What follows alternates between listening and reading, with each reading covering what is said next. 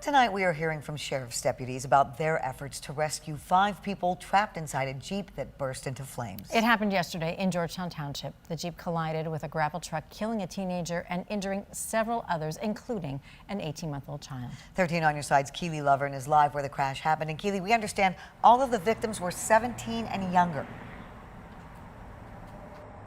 Yeah, that's unfortunately correct, Juliet. The 17-year-old male authorities say was the driver. In the car with him were a 13-year-old passenger in the front seat, and then in the back seat was a 15-year-old passenger, an 18-month-old passenger, and then a 14-year-old who was eventually killed in that crash. And today we're told the update is the driver is in serious but stable condition. The 13-year-old and 18-month-old are both in critical condition, and the 15-year-old is in stable condition. So take a look at what happened here yesterday. A Jeep full of these teenagers was involved in the crash at this intersection where we're standing at Jackson Street and 22nd Avenue in Georgetown Township.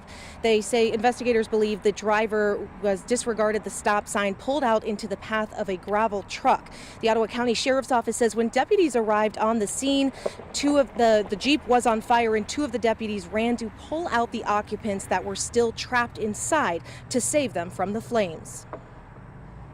We're proud of them. They obviously did something that, yeah, we signed up for it, but those are the days when you go in there and you really know what you did that day, change somebody's life or potentially save their life. They just saw something that needed action. They jumped in and took care of it. A nearby neighbor named Jenna Van Overloop has lived on this road for more than 15 years, and she's often talked to us today. She says this has always been a dangerous intersection, and if you've never driven it before, you would really have no idea. Even myself, having driven this before, I've gotten caught up before too, where it's hard to stop if you don't know that it's coming. This is a very dangerous intersection. You know, it happens all the time. We see it quite frequently, unfortunately. Authorities also say that several of the occupants in the Jeep were not wearing seatbelts, but couldn't confirm which of those passengers was and was not.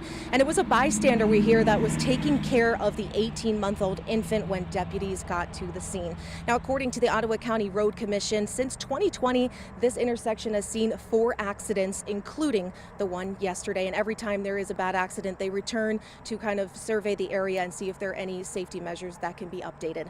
That is the latest for now. Reporting live in Georgetown Township, Keely Lovern, 13 on your side.